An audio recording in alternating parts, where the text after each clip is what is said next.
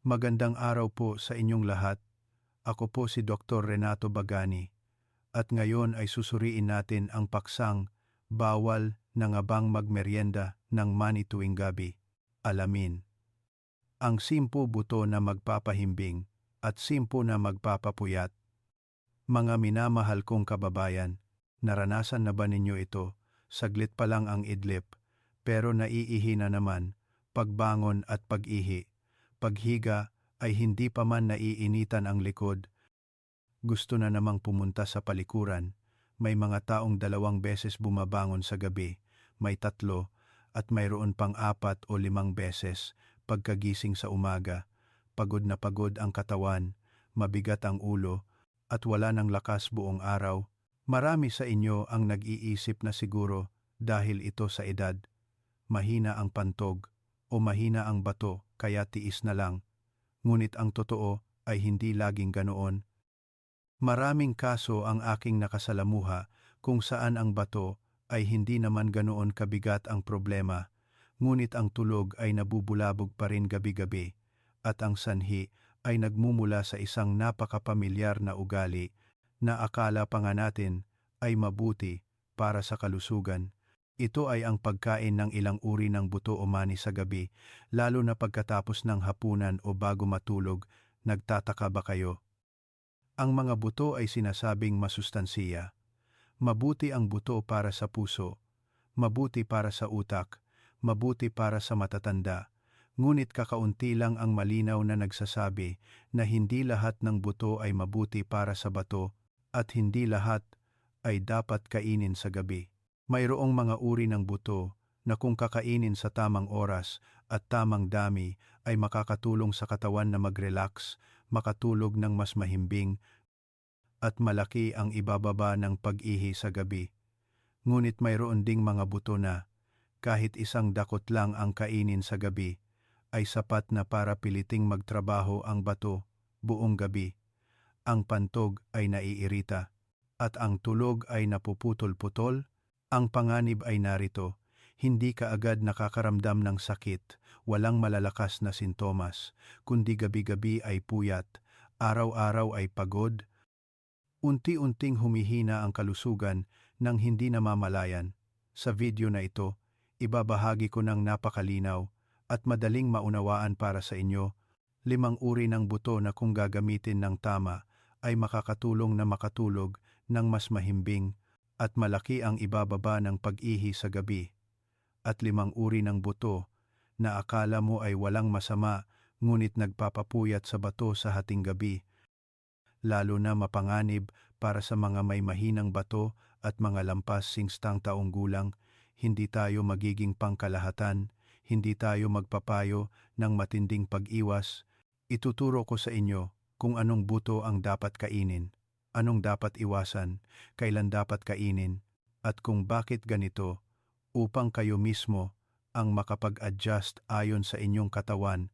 Lalo na sa dulo ng video, magbabahagi ako ng isang napakasimpleng tip na hindi konektado sa pagkain, ngunit nakatulong sa maraming tao na makatulog ng tuloy-tuloy ng 5 oras bawat gabi.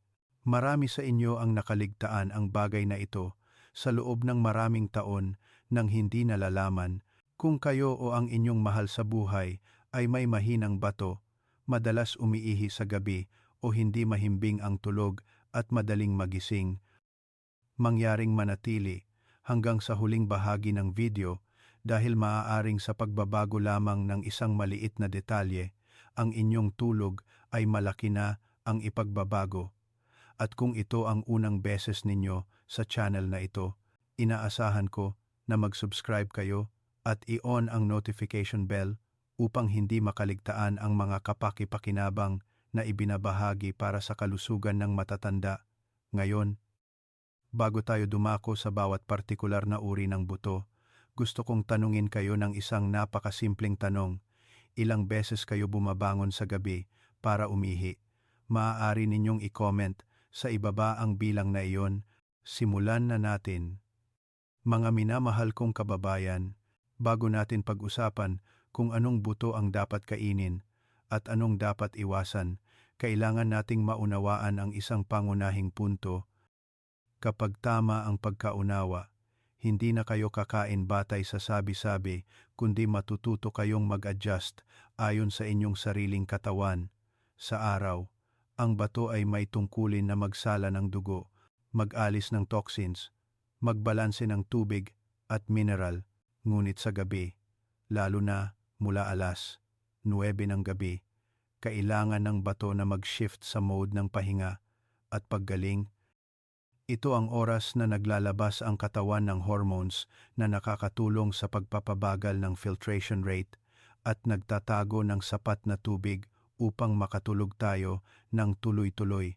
Ang problema ay nagsisimula kapag sa gabi, hindi sinasadyang naglagay kayo sa katawan ng mga bagay na nagpapahirap sa bato na magtrabaho ng labis, at ang mga buto ay isang tipikal na halimbawa. Maraming uri ng buto ang may mataas na nilalaman ng potassium, phosphorus, plant protein o kaunting stimulant sa araw. Kapag gumagalaw pa ang katawan at sapat pa ang lakas ng bato na iproseso, ayos lang.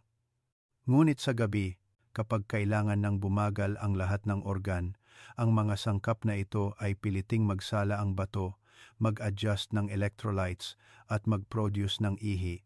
Ano ang resulta?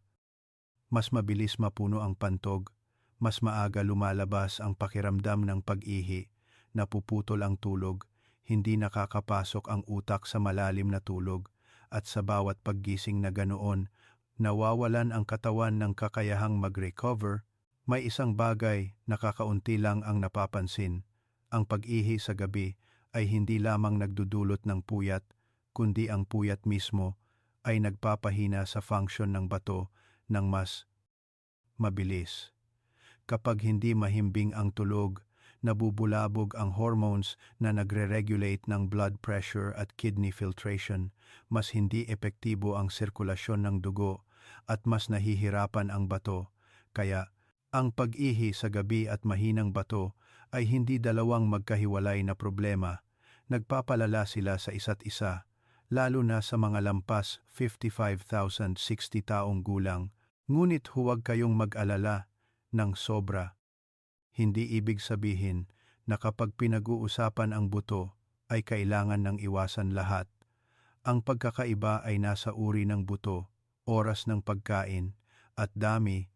Mayroong mga uri ng buto na kapag kinain ng tama ay makakatulong sa nerbiyos na mag-relax, maging stable ang blood sugar sa gabi, mabawasan ang iritasyon ng pantog, at mula doon ay makakatulong sa inyo na makatulog ng mas mahimbing at mas kakaunti ang pagbangon para umihi. Sa kabaligtaran, mayroon ding mga uri ng buto na akala mo ay napakasustansiya, ngunit kung kakainin pagkatapos ng hapunan o bago matulog ay magpapahirap sa bato na magtrabaho buong gabi nang hindi ninyo nalalaman. Sa susunod na bahagi, tatalakayin ko ang unang 5 uri ng buto na maaaring isaalang-alang ng mga may mahinang bato sa kondisyon na kinakain sa tamang oras at tamang dami. Tandaan ninyo na pakinggan ng mabuti dahil kung may maliit na detalye lang ang nagkamali, ang epekto ay magiging kabaligtaran. Simulan na natin. Buto numero 1. Buto ng kalabasa, pumpkin seeds. Nagpapahinahon ng pantog, nakakatulog, ng mas mahimbing sa gabi. Mga minamahal kong kababayan, ang unang uri ng buto na maaaring isaalang-alang ng mga may mahinang bato o madalas umiihi sa gabi ay ang buto ng kalabasa, pamilyar na pamilyar, di ba? Ngunit ang mahalaga ay hindi kung kakainin o hindi, kundi kung paano kainin at kailan kainin. Ang buto ng kalabasa ay matagal nang kilala bilang isang magaan na buto, madaling tunawin, at hindi nagiging sanhi ng matinding iritasyon sa bato. Kung gagamitin ng tama, ang buto ng kalabasa ay naglalaman ng katamtamang dami ng magnesium. Ito ay isang mineral na may papel sa pagtulong na mag-relax ang nervous system at smooth muscles, kabilang ang muscles ng pantog, Kapag mas maayos ang pag-relax ng muscles ng pantog, mas mabagal darating ang pakiramdam ng pag-ihi sa gabi. At mas madali kayong makapasok sa malalim na tulog.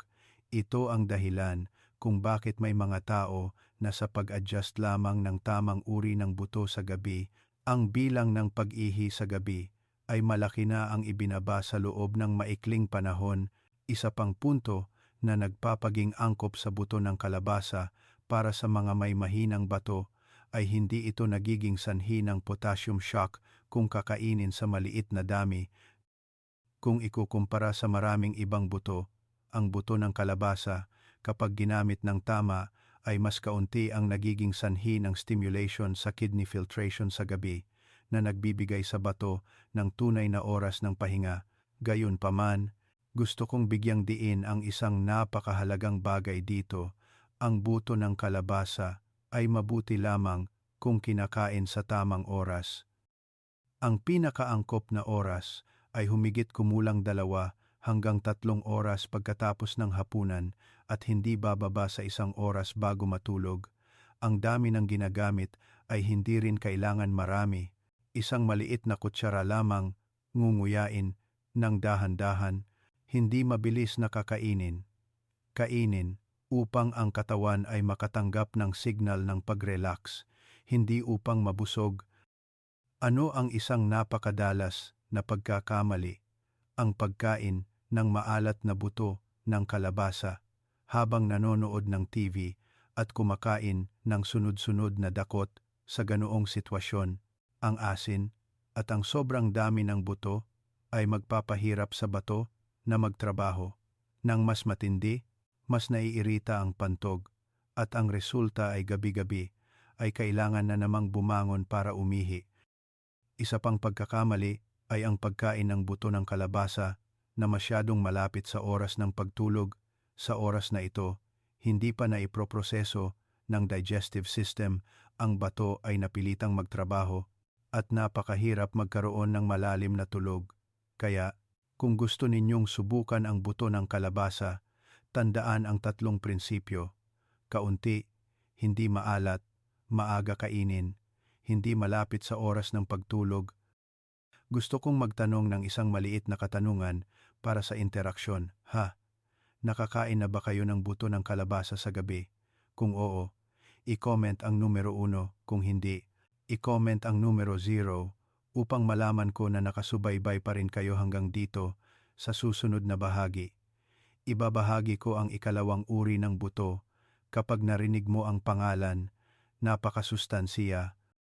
Ngunit ang paraan ng paggamit ang siyang desididong salik. Makakatulong ba ito sa inyo na makatulog ng mahimbing o magpapahirap sa bato na magtrabaho sa gabi? Ituloy natin. Buto numero 2. Kasoy cashews. Matatag na blood sugar sa gabi, nababawasan ang pag-ihi sa gabi. Dahil sa pagbaba ng blood sugar, mga minamahal kong kababayan, ang ikalawang uri ng buto na maaaring isaalang-alang ng mga may mahinang bato o nagpupuyat dahil sa pag-ihi sa gabi ay ang kasoy. Ngunit bigyang diin ko agad sa simula ang isang napakahalagang bagay. Gumamit lamang ng kasoy na bahagyang inihaw, walang asin, walang panimpla.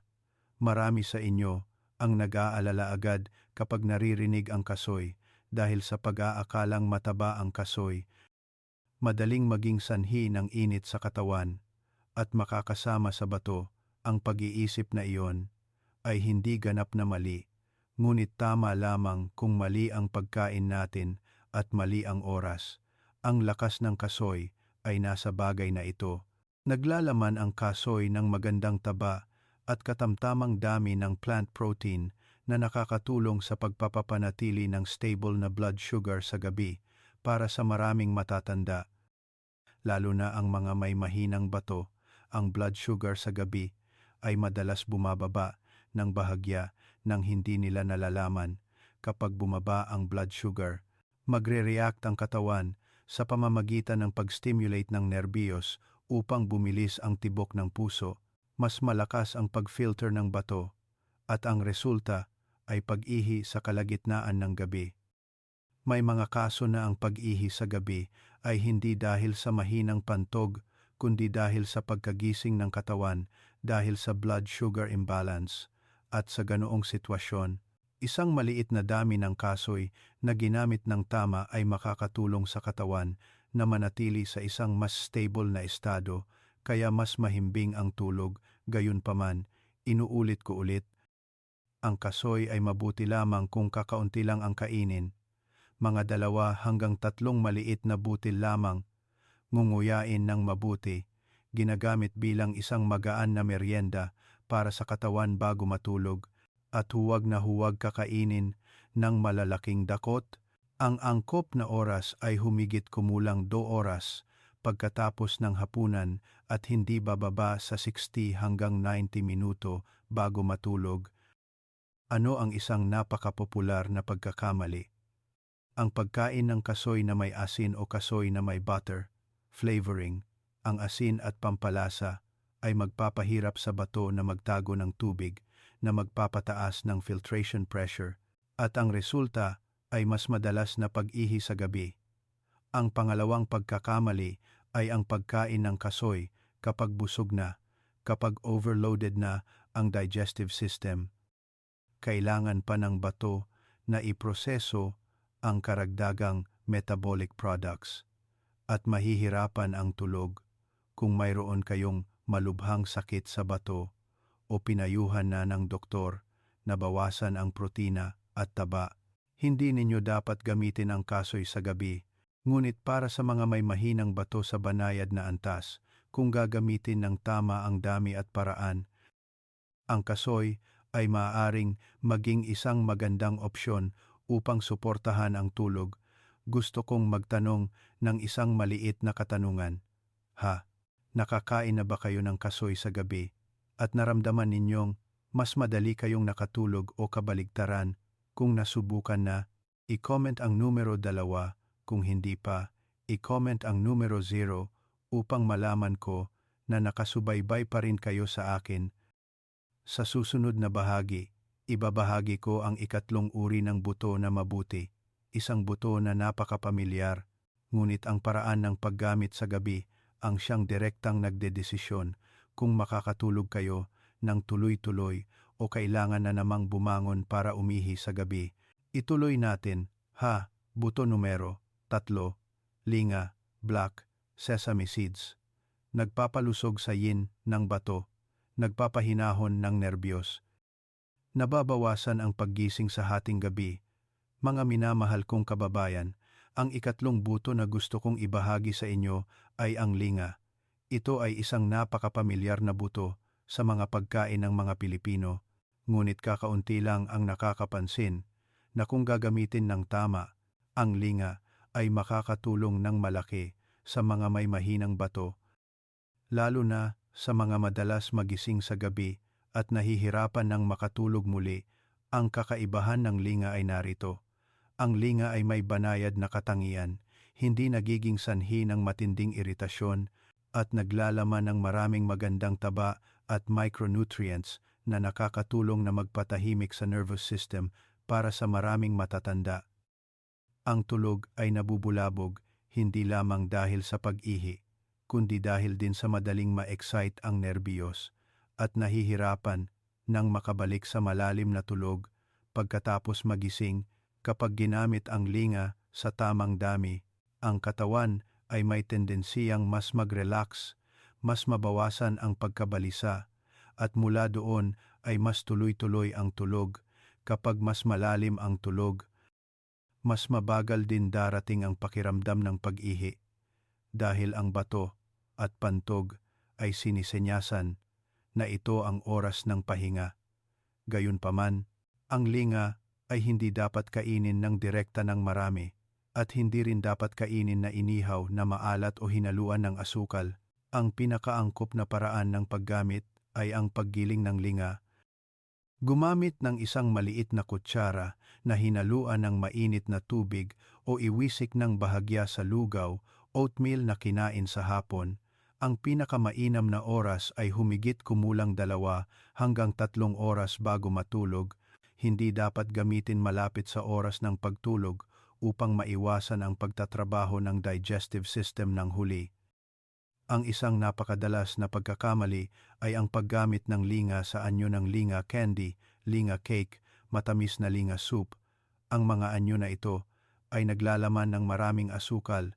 Kung gagamitin sa gabi, magdudulot ito ng pagbabago sa blood sugar na magpapahirap sa bato at nerbiyos at mas madaling mabubulabog ang tulog. Isa pang pagkakamali ay ang paggamit ng linga ng labis sa pag-aakalang mas masustansiya, mas marami ang kakainin, mas mabuti para sa mga may mahinang bato. Ang pagkain ng sobrang taba sa gabi ay magpapahirap sa bato na magproseso ng mas matagal at ang epekto ay magiging kabaliktaran. Kaya, kung gusto ninyong subukan ang linga upang suportahan ang tulog, tandaan ang 3 puntos. Kaunti lang ang gamitin, walang asukal, walang asin, maaga kainin. Hindi malapit sa oras ng pagtulog, gusto kong magtanong ng isang maliit na katanungan. Nakagamit na ba kayo ng linga sa hapon o gabi at naramdaman ninyong mas payapa ang tulog ninyo? Kung oo, i-comment ang numero 3. Kung hindi pa, i-comment ang numero 0 upang malaman ko na nakasubaybay pa rin kayo hanggang dito sa susunod na bahagi. Ibabahagi ko ang ika-4 na uri ng buto na mabuti. Isang buto na napakapamilyar sa kusina, ngunit kung gagamitin sa maling oras, ay maaaring magpataas ng pag-ihi sa gabi. Samantalang kung gagamitin ng tama ay malaki ang maitutulong para sa malalim na tulog. Ituloy natin. Buto numero 4, mani ng walnuts. Walnuts, nagpapahinahon sa nervous system. Nakakatulong na makatulog ng mas mahimbing sa mga madalas magising sa hating gabi. Mga minamahal kong kababayan, ang ika-4 na uri ng buto na gusto kong pag-usapan ay ang mani ng walnuts. Ito ay isang uri ng buto na madalas banggitin para sa benepisyo nito sa utak, ngunit kung gagamitin ng tama, ang mani ng walnuts ay maaari ding makatulong sa tulog sa gabi, lalo na para sa inyong mga madalas magising at nahihirapan ng makatulog muli. Ang mani ng walnuts ay naglalaman ng maraming magandang taba, lalo na ang grupo na nakakatulong na magpatatag sa aktibidad ng nervous system para sa matatanda. Ang nervous system ay karaniwang mas sensitibo at kahit kaunting stress, pag-aalala, o biological imbalance ay madali nang magising sa hating gabi kapag hindi pa humuhupa ang nerbiyos. Ang bato at pantog ay nahihirapan ding magpahinga ng lubusan kapag ginamit ang maliit na dami ng mani ng walnuts sa maagang gabi. Ang katawan ay may tendensiyang kumalma, mas stable ang biological rhythm, at mas madaling makabalik sa tulog pagkatapos magising. Ito ay napakahalaga para sa inyong hindi naman madalas umiihi sa gabi, ngunit bawat gising ay napakahirap ng makatulog muli. Gayunpaman, ang mani ng walnuts ay hindi uri na maaaring kainin ng basta-basta dahil naglalaman ito ng maraming taba kung kakainin ng sobra o masyadong huli. Ang digestive system ay mahihirapan magtrabaho at madadamay din ang bato sa ganoong sitwasyon. Sa halip na makatulong sa pagtulog ng mahimbing, ang mani ng walnuts ay magdudulot ng kabag, discomfort, at hindi mapayapang tulog. Ang pinakaangkop na paraan ng paggamit ay kalahati ng mani ng walnuts, maximum na isang maliit na butil, ngunguyain ng mabuti, ginagamit 2 hanggang 3 oras bago matulog. Hindi dapat kainin ang mani ng walnuts na may asin, mani ng walnuts na inihaw sa butter, o mga sweets na gawa sa walnuts sa gabi. Ang mga anyo na ito ay karaniwang maraming asin at maraming asukal na magpapahirap sa bato na magtago ng tubig at magsala ng mas marami sa gabi. Isa pang pagkakamali ay ang pagtambal ng mani ng walnuts sa malakas na tsaa o kape sa gabi. Ang kombinasyon na ito ay magpapahirap sa nervous system na ganap na mawawala ang epekto ng buto bilang suporta sa tulog. Gusto kong magtanong ng isang maliit na katanungan para sa interaksyon, ha? Nakakain na ba kayo ng mani ng walnut sa hapon o gabi at naramdaman ninyong nagbago ang tulog ninyo? Kung oo, i-comment ang numero 4. Kung hindi pa, i-comment ang numero 0 upang malaman ko na nakasubaybay pa rin kayo sa akin sa susunod na bahagi.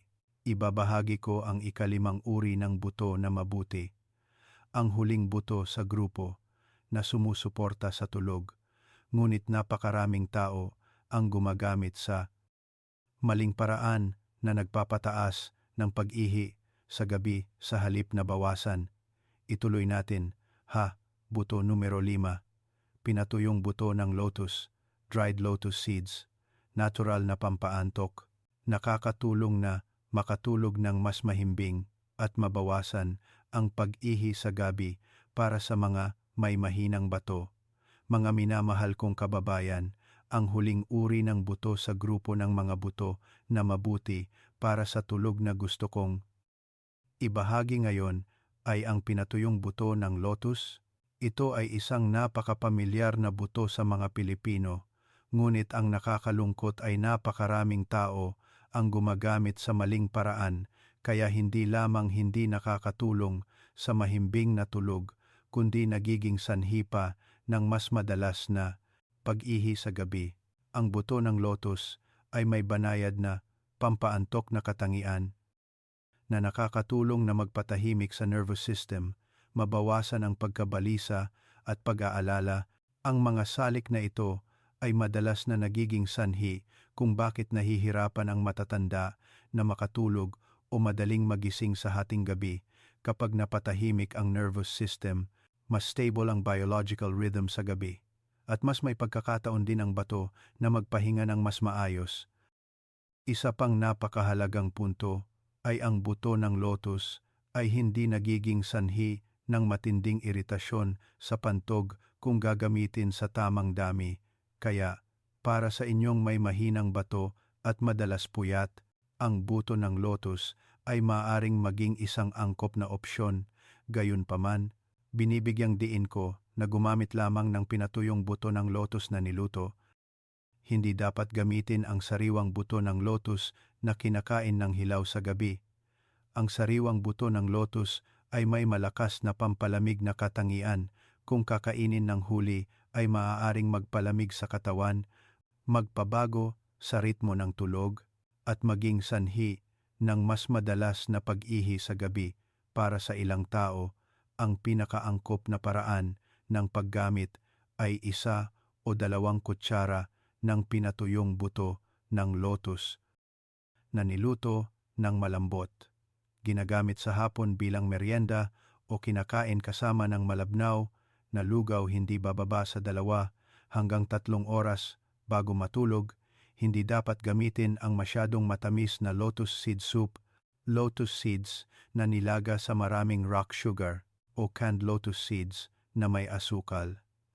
Ang mga anyo na ito ay naglalaman ng maraming asukal na maaaring magdulot ng pagbabago sa blood sugar sa gabi, na magpapahirap sa bato na magsala ng mas marami at magiging sanhi ng pag-ihi sa hating gabi. Isa pang pagkakamali ay ang pagkain ng sobrang buto ng lotus sa pag-aakalang mas masustansiya. Mas marami ang kakainin, mas mabuti. Para sa mga may mahinang bato, ang pagkain ng maraming plant protein sa gabi ay magpapahirap sa bato na magproseso ng mas matagal at mahihirapan ang tulog. Sa madaling salita, kung gagamitin ang tamang uri, tamang dami at tamang oras, ang buto ng lotus ay maaaring makatulong na magpatahimik sa nervous system, makatulog ng mas mahimbing, at unti-unting mabawasan ang pag-ihi sa gabi. Gusto kong manawagan sa inyo na mag-interact ng bahagya. Ha, sino ang nakasubaybay hanggang sa buto na ito? Mangyaring i-comment ang numero 5 sa ibaba upang malaman ko na kasama pa rin kayo hanggang dito sa susunod na bahagi. Pupunta tayo sa isang napakahalagang bahagi, 5 uri ng buto na kung kakainin sa gabi ay tahimik na magpapahirap sa bato na magpapataas ng pag-ihi sa gabi na ginagamit pa ng marami sa inyo araw-araw. Tandaan ninyong sundan dahil maaaring sa pag-alis lang ng isang uri ng buto sa inyong gabi, ang tulog ninyo ay magbabago ng malaki. Buto na nakakasama numero 1. Buto ng pakwan, watermelon seeds, nagpapahirap sa bato na magtago ng tubig. Ang pantog ay nairita buong gabi. Mga minamahal kong kababayan, ang unang uri ng buto na nakakasama na gusto kong banggitin ay ang buto ng pakwan. Sa pagkarinig nito, marami sa inyo ang magtataka at maaaring hindi maniwala dahil ang buto ng pakwan ay napakapamilyar, napakaordinaryo at madalas na lumalabas sa mga sandali ng pag-relax, panonood ng TV, pakikipag-usap sa pamilya. Ngunit dahil napakapamilyar, ang buto ng pakwan ay nagiging isa sa mga buto na madalas maging sanhi ng pag-ihi sa gabi kung kakainin sa gabi. Lalo na para sa mga may mahinang bato, ang pinakamalaking problema ng buto ng pakwan ay hindi nasa buto mismo, kundi sa paraan ng pagkain natin. Ang buto ng pakwan ay halos palaging inihaw na napakaalat. Ang asin mismo ang salik na nagpapahirap sa bato na magtago ng tubig, na nagpapataas ng filtration pressure, at patuloy na nagpapahirap sa pantog sa gabi. Kapag kinain ninyo ang maalat na buto ng pakwan sa gabi, ang katawan ay kailangang gumawa ng dalawang bagay ng sabay. Una, magtago ng tubig upang balansehin ang dami ng asin, at pangalawa, magsala ng sodium palabas ng dugo. Ang dalawang bagay na ito ay nagpapahirap sa bato na hindi makapagpahinga, at ang resulta ay mas maraming ihi ang nabubuo sa gabi. Ito ang dahilan kung bakit may ilang sa inyo na sa gabi ay kumain lang ng isang maliit na mangkok ng buto ng pakwan, ngunit sa gabi ay kailangan ng bumangon para umihi ng tuloy-tuloy, hindi pa tapos. Ang buto ng pakwan ay madalas na kinakain ng walang kamalayan. Habang nanonood ng TV ay nagsisipsip, sunod-sunod na dakot ng hindi napapansin ang dami. Kapag ang dami ng asin at dami ng buto na nakain ay masyadong marami, mas mahihirapan ang bato at mas maaga, mas sunod-sunod na darating ang pakiramdam ng pag-ihi. Isa pang pagkakamali ay iniisip ng marami na maliit lang ang buto ng pakwan, kaya siguro ayos lang. Ngunit tandaan ninyo sa akin ang isang bagay, mas maliit ang buto, mas marami ang kinakain ng tao nang hindi napapansin. Para sa mga may mahinang bato, ang pagkain lang ng maalat na buto ng pakwan pagkatapos ng hapunan ay sapat na upang guluhin ang tulog sa buong gabi, lalo na mapanganib para sa mga may history na ng pag-ihi sa gabi, mataas na presyon ng dugo, bahagyang pamamaga ng kamay at paa sa hapon. Sa susunod na bahagi, pag-uusapan ko ang ikalawang uri ng buto na nakakasama. Isang uri ng buto na inaanunsyo bilang healthy para sa diet. Ngunit kung kakainin sa gabi ay magpapahirap sa bato at pantog na magtrabaho nang walang pahinga na ginagamit pa ng marami sa inyo araw-araw. Tandaan ninyong sundan, buto na nakakasama. Numero 2, buto ng almonds, mayaman sa potassium, nagpapahirap sa bato na mag-filter buong gabi nang hindi nalalaman ng marami. Mga minamahal kong kababayan, ang ikalawang uri ng buto na nakakasama na gusto kong pag-usapan ay ang buto ng almond. Sa pagkarinig nito, marami sa inyo ang magtataka at maaaring mag-react agad sa isip na nakakasama ang almond. Ito ang buto na pinakamadalas ipinapayo na kainin. Tama, mabuti ang almond, ngunit mabuti lamang sa ilang partikular na kaso at mabuti kung kinakain sa tamang oras. Para sa mga may mahinang bato, lalo na sa mga madalas umiihi sa gabi, ang almond na kinain sa gabi ay ibang usapan na.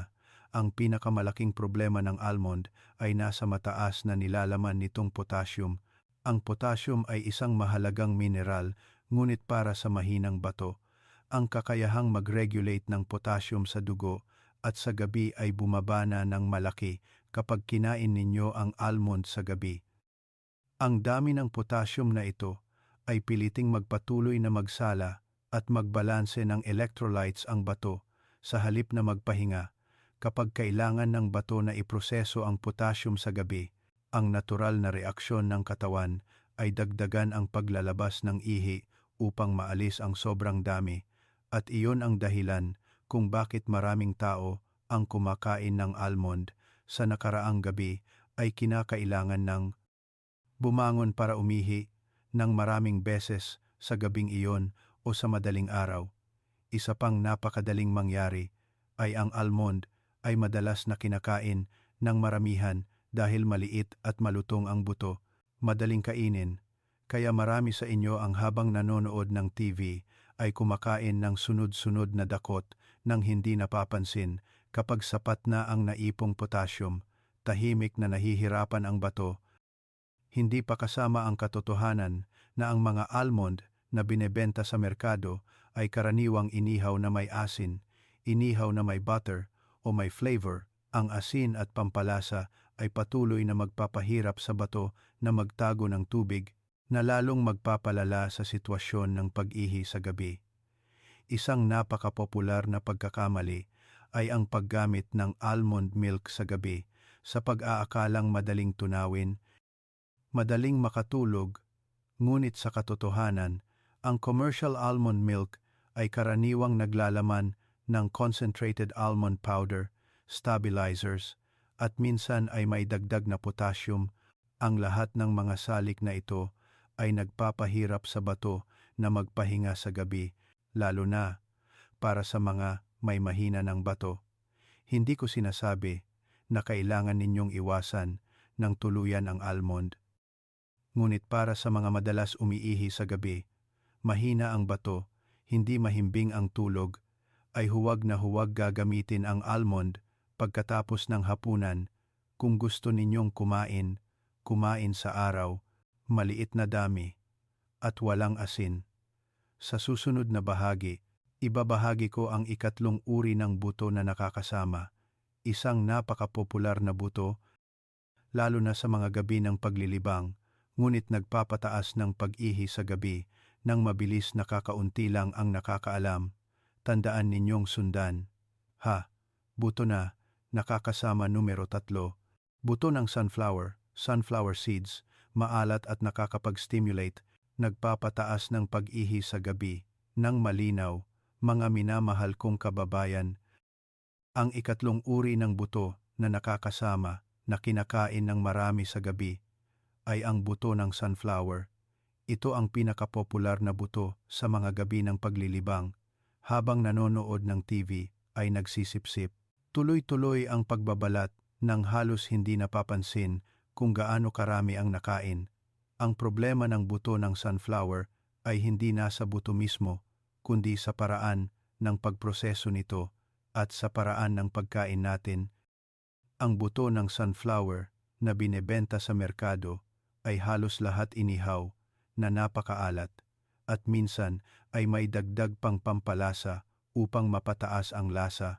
Ang dami ng asin mismo ang unang salik na nagpapahirap sa bato na magtago ng tubig at patuloy na magsala sa gabi. Ngunit hindi lang doon nagtatapos. Ang buto ng sunflower ay mayroon ding banayad na pampahirap sa nervous system kapag kinain sa gabi. Lalo na kung mahaba ang pagkain habang nanonood ng TV.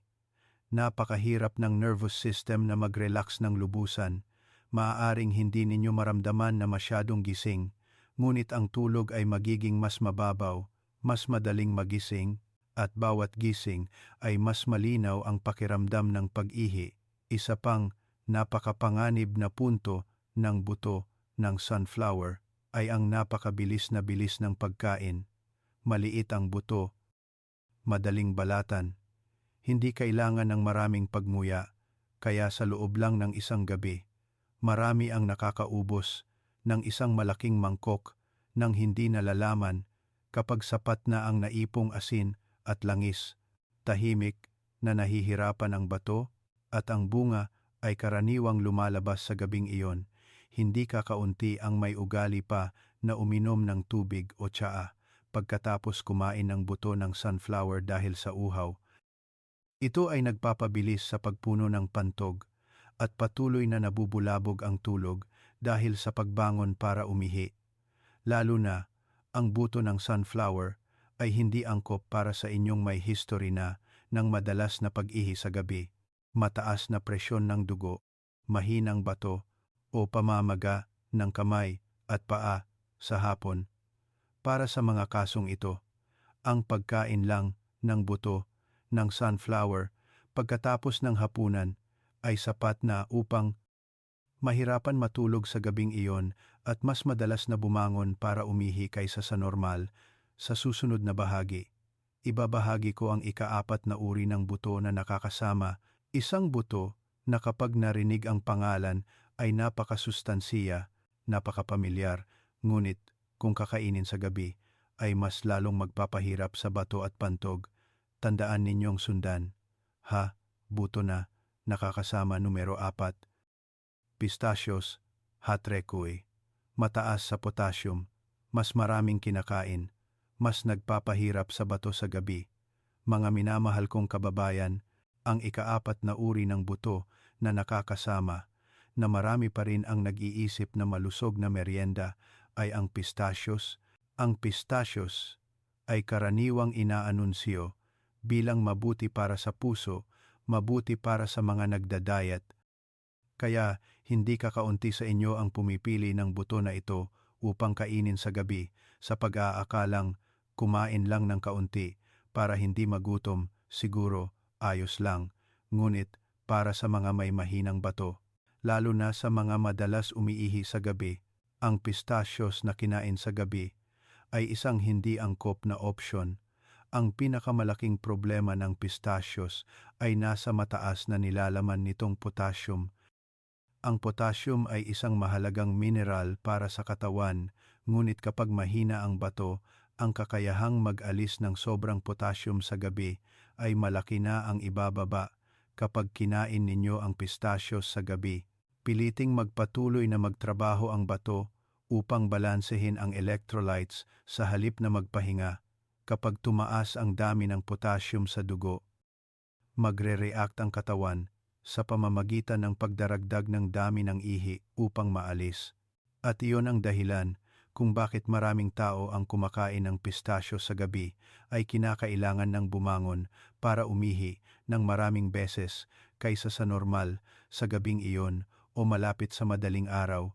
Isa pang napakapanganib na punto ay ang pistachios ay napakadaling ma-overeat dahil maliit ang buto, masarap ang lasa, at karaniwang inihaw na maalat kaya marami ang kumakain ng tuloy-tuloy nang hindi napapansin na nalampasan na nila ang ligtas na dami.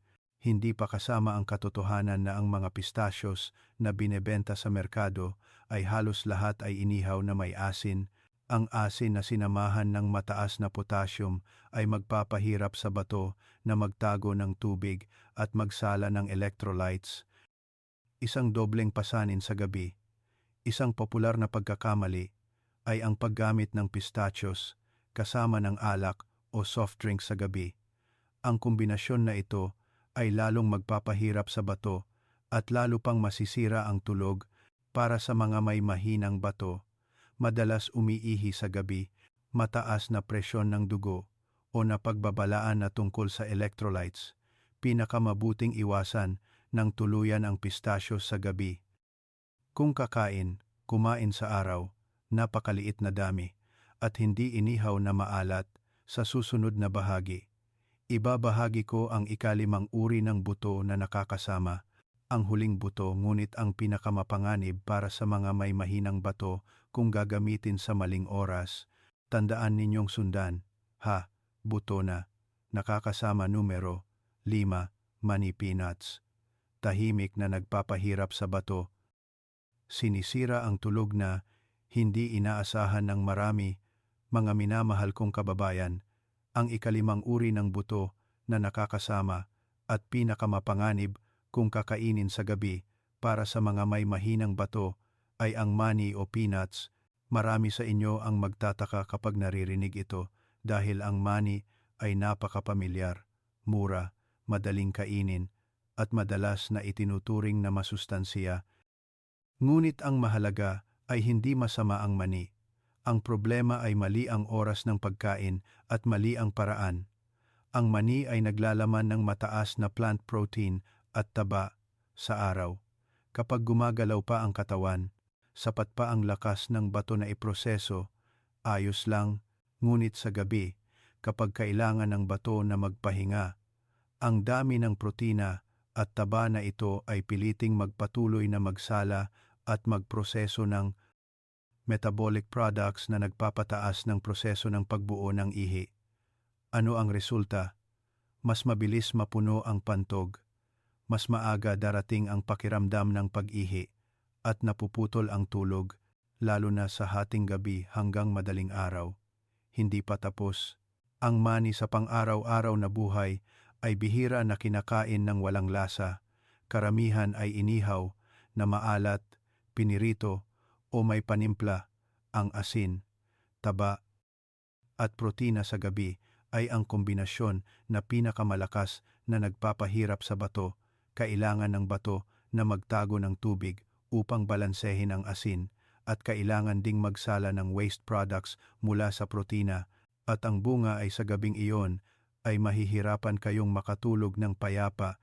Isa pang panganib na nakakaligtaan ng marami ay ang mani ay madaling maging sanhi ng kabag sa matatanda. Kapag namamaga ang tiyan, tumataas ang presyon sa loob ng tiyan, naiipit din ang pantog, at mas lalo pang lumalabas ang pakiramdam ng pag-ihi.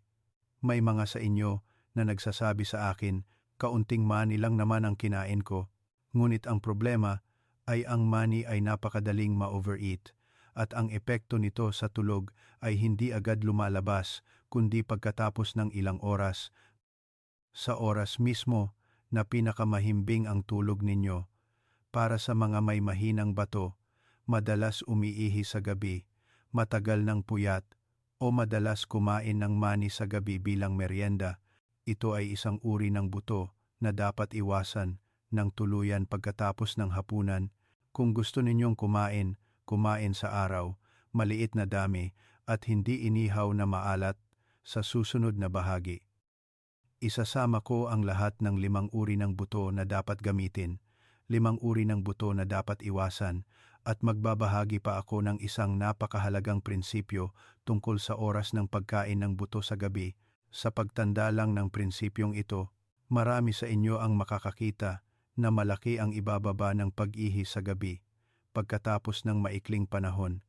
Tandaan ninyong sundan, mga gintong prinsipyo sa pagkain ng buto sa gabi para sa tunay na pahinga ng bato. Mga minamahal kong kababayan, pagkatapos marinig ang 5 uri ng buto na dapat gamitin at 5 uri ng buto na dapat iwasan, maaaring marami sa inyo ang nagtatanong ng isang napaka-praktikal na bagay. Kailangan ko bang iwasan lahat? Ang sagot ay hindi kailangan ng matinding pag-iwas. Ngunit kinakailangan na kumain ayon sa tamang prinsipyo. Sa proseso ng pagpapayo, sa mga may mahinang bato at matatanda na matagal nang umiihi sa gabi, base sa 35 taon kong karanasan sa Pilipinas. Napansin ko ang isang karaniwang punto, hindi biglaan ang paghina ng bato, kundi ang bato ay pinagtrabaho sa maling oras sa loob ng mahabang panahon. Ang gabi ay ang oras na kailangan ng bato na magpahinga kung patuloy tayong kumakain ng maalat na buto. Buto na maraming protina, maraming potassium, kumakain malapit sa oras ng pagtulog. Kahit gaano pa kasustansiya ang butong iyon sa araw, sa gabi ay nagiging pasanin ito. Kaya gusto kong tandaan ninyo nang mabuti ang 3 gintong prinsipyo sa pagkain ng buto, lalo na para sa mga lampas 55 taong gulang. Unang prinsipyo, kumain ng buto sa tamang oras. Ang pinakaligtas na oras ay hindi bababa sa 2 hanggang 3 oras bago matulog. Ang pagkain malapit sa oras ng pagtulog ay nangangahulugan na ang digestive system at bato ay parehong kailangang magtrabaho na nagpapahirap sa malalim na tulog at mabilis na naiirita ang pantog. Pangalawang prinsipyo, kumain ng napakaliit, hindi ayon sa pakiramdam. Ang buto ay hindi pagkain na kailangan mong kainin hanggang mabusog ka. Para sa mga may mahinang bato, isang maliit na kutsara lang o ilang butil ay sapat na. Kahit kaunti lang ang kainin ng sobra sa gabi ay maaaring maging sanhi ng mas madalas na pag-ihi sa gabing iyon. Ikatlong prinsipyo, ganap na iwasan ang maalat at may panimpla. Ang asin mismo ang nagpapagising sa bato sa gabi. Ang mga inihaw na buto na may asin, buto na may panimpla, at mga buto na nakapak na ay nagpapahirap sa bato na magtago ng tubig at magsala ng mas marami. Kung walang buto na walang asin, mas mabuti pang huwag kumain. Isa pang bagay na gusto kong bigyang diin sa inyo ay huwag lang tingnan ang uri ng buto kundi tingnan din ang ugali sa gabi. Maraming tao ang kumakain ng buto habang umiinom ng tubig o tsaa dahil sa uhaw. Ito ay nagpapabilis sa pagpuno ng pantog at ang pag-ihi sa gabi ay halos sigurado. Kung madalas kayong umiihi sa gabi, taimtim akong nagpapayo, kumain ng simple sa gabi, iwasan ang matagal na pagmeryenda upang magkaroon ng tunay na tahimik na oras ang bato bago matulog. Sa pag-adjust lang ng tama, marami na ang nakakita na unti-unting nababawasan ang bilang ng pag-ihi sa gabi, mas madaling makatulog muli, at pagkagising sa umaga ay hindi na pagod tulad ng dati. Sa huling bahagi, isasama ko ng napakaikli ang lahat ng kailangan ninyong tandaan upang sa isang beses lang na pagkarinig ay maipatupad agad mula ngayong gabi. Tandaan ninyong sundan. Konklusyon. Bawasan ang pag-ihi sa gabi. Pahimbingin ang tulog sa pamamagitan ng tamang pagpili ng buto. Mga minamahal kong kababayan, hanggang dito ay marahil nauunawaan na ninyo ang isang napakahalagang bagay. Ang pag-ihi sa gabi at puyat ay hindi laging dahil sa edad, kundi madalas ay nagmumula sa mga napakapamilyar na ugali sa gabi, lalo na ang ugali ng pagkain ng buto. Sa pagtingin lang ng bahagya, makikita ninyo na may mga uri ng buto na kung gagamitin ng tama sa tamang oras ay makakatulong sa katawan na mag-relax, makatulog ng mas mahimbing. Ngunit mayroon ding mga uri ng buto na sa pagkain lang sa gabi ay sapat na upang piliting magtrabaho ang bato buong gabi, naiirita ang pantog at napuputol-putol ang tulog. Ang magandang balita ay hindi ninyo kailangan ng matinding pag-iwas. Sa pagpili lamang ng tamang uri ng buto, kumain ng napakaliit na dami, at kumain ng maaga, hindi malapit sa oras ng pagtulog, ay nakakatulong na bigyan ng karagdagang oras ng pahinga ang bato. Ang tulog ay unti-unting magiging stable. Ngayong gabi, bago matulog, umaasa ako na susuriin ninyo ang inyong mga ugali sa gabi. Maaaring sa pag-alis lang ng isang hindi angkop na uri ng buto o paglipat ng oras ng pagkain, nang mas maaga ay mararamdaman na ninyo ang pagkakaiba sa gabing iyon. Gusto kong magtanong sa inyo ng napakatapat sa 5 uri ng buto na nakakasama na ibinahagi ko. Aling uri ang kinakain ninyo sa gabi? Maaari ninyong i-comment sa ibaba upang makapag-usap tayo at makapag-adjust ng angkop. Kung nakita ninyong kapaki-pakinabang ang video na ito at nakatulong upang mas maunawaan ninyo ang inyong katawan, mangyaring i-click ang like button at mag-subscribe sa channel upang hindi makaligtaan ang mga susunod na ibabahagi para sa kalusugan ng matatanda, lalo na ang mga isyu tungkol sa bato, tulog, at kalidad ng buhay sa hinaharap. Ang pag-subscribe sa channel ay hindi lamang nakakatulong sa inyo na makatanggap ng mga bagong video, kundi nakakatulong din sa channel na magkaroon ng karagdagang motibasyon upang patuloy na magbahagi ng mga praktikal, madaling maunawaan, at agarang mailalapat na nilalaman sa pang-araw-araw na buhay. Salamat sa inyong pasensiya sa panonood hanggang sa huling bahagi ng video. Naway ngayong gabi ay makatulog kayo ng mas mahimbing, unti-unting mabawasan ang pag-ihi sa gabi, at bawat umaga ay magising kayo na mas magaan ang katawan.